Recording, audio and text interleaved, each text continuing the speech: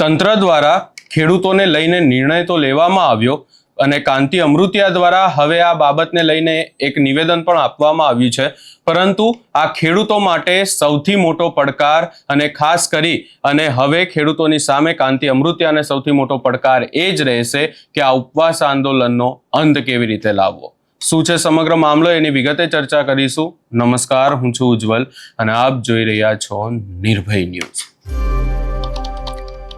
ખેડૂતોનો જે વીજ થાંભલાની લાઈનને લઈને પ્રશ્ન હતો એ પ્રશ્નને લઈને તંત્ર દ્વારા નિરાકરણ પણ લાવવામાં આવ્યું. તંત્ર દ્વારા જે છે વળતર વધારવાની પણ વાત કરવામાં આવી ને જે જંત્રીનો ભાવ આપવામાં આવતો હતો એના કરતા હવે બજારનો ભાવ આપવામાં આવશે ને બજાર ભાવ કરતા પણ બમણું જે વળતર છે ખેડૂતોને આપવામાં આવશે એવી વાત પણ કરવામાં આવી.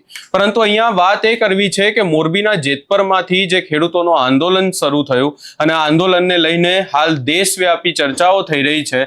આ આંદોલનનો હવે અંત શું આવશે અને ખાસ કરીને કાંતિ અમૃતિયા માટે સૌથી મોટો પડકાર એ છે કારણ કે એમના વિસ્તારના જ આ પ્રશ્ન છે ને એમના વિસ્તારમાંથી જ આ આંદોલન શરૂ થયો છે અને આનો અંત લાવવો પણ જરૂરી છે. આ તમામ ચર્ચાઓની વચ્ચે હવે કાંતિ અમૃતિયા દ્વારા જ્યારે આ ખેડૂતોને લઈને નિર્ણય લેવામાં આવ્યો ત્યારે શું કહેવામાં આવ્યું એ પણ સાંભળી લઈએ.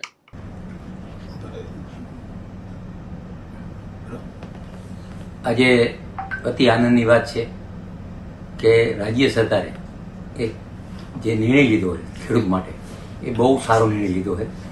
આ રાજ્યના મુખ્યમંત્રી ભાઈ ભૂપેન્દ્રભાઈ, હર્ષભાઈ, ઋષિકેશભાઈ, જીતુભાઈનો ખૂબ ખૂબ આભાર માનું. છેલ્લા 2 મહિનાથી આ જે વાત હાલતી હતી 2 મહિનામાં હું દેખતો તો ખેડૂત બહુ દુઃખી હતા. એનો જે નિર્ણય લઈ અને ખેડૂતોને આજે જે સારો નિર્ણય લીધો એના માટે હું ખૂબ ખૂબ આભાર માનું કે જ્યારે વીજપોલ નાખવાની વાત આવતી ત્યારે ખેડૂતને એડવાન્સ પૈસા ન મળતા, હેરાનગતિ હતી અને જે ભાવ ઓછા હતા. મોરબી જિલ્લાની વાત કરું 980 રૂપિયા હતા, 88 રૂપિયા હતા. સુરેન્દ્રનગર કચ્છમાં 380 રૂપિયા હતા. એ જે ભાવ હતા એથી ઘણો ખેડૂત નારાજ હતો અને ખેડૂતનો જે ઉકળાટ હતો એ તદ્દન સાચો હતો અને ઉકળાટના આધારે જે સરકાર જે ઉકળાટ જે છે એ ખેડૂતને એના ન્યાય માટે નહોતો. એ ન્યાય દેવા માટે ભારતીય જનતા પાર્ટીની સરકારે ખૂબ સારો નિર્ણય લીધો.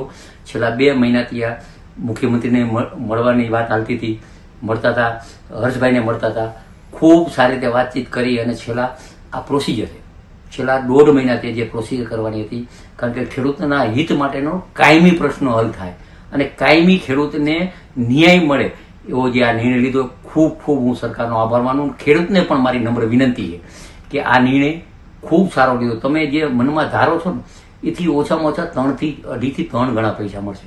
જમીનના ભાવ છે એ ભાવના ડબલ ભાવ, જંત્રીના ભાવ નહીં.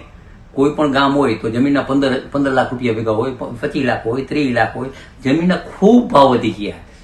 આ દેશના વડાપ્રધાન મોરબી નરેન્દ્રભાઈ આ રાજ્યના મુખ્યમંત્રી હતા ત્યારથી જે વિકાસ, પાણીનો, ઉદ્યોગનો વિકાસના, રસ્તાના વિકાસના હિસાબે ખૂબ જમીનના ભાવ વધી ગયા. એટલે ખેડૂતની માંગણી સાચી હતી એ સ્વીકારી રહી, પણ એની પણ કમિટી બનશે.